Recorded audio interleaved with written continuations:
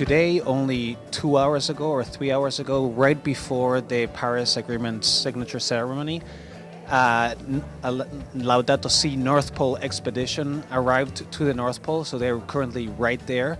And they are carrying an encyclical, and they're carrying a banner from, I would love to show you. So this is a picture of the team in the North Pole. So they're carrying a message for world leaders, calling on world leaders to protect our climate and our common home, inspired by the Pope's Laudato Si encyclical.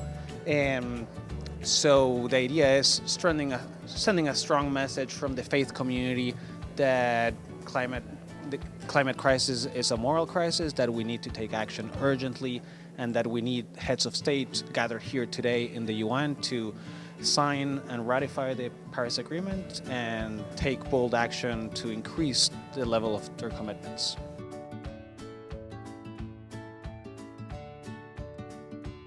So I think the biggest opportunity in terms of stepping up the ambition of climate action is seeing climate change as a moral issue. And I think here faith communities have an important role to play in terms of framing it as a moral issue. And I think here we in the global Catholic climate movement promoting the Pope's encyclical, here we have a huge opportunity when people see the connection and see, okay, this is a moral issue because it affects my children and grandchildren, those who come after me.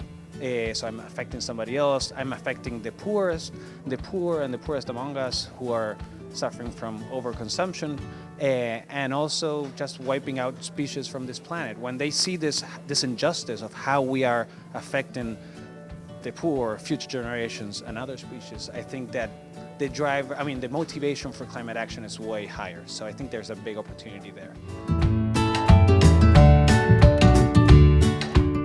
The Paris Agreement, for me, is the first step in a long journey. It's definitely not enough. We know we're very far from the level of ambition we need, but it's a critical and absolutely fundamental step that we needed to get done. So we're very happy that, I think it inspires a lot of hope, but very mindful that this is the first step of a very long journey and a very long struggle. We need to leave fossil fuels in the ground, so that will not be easy.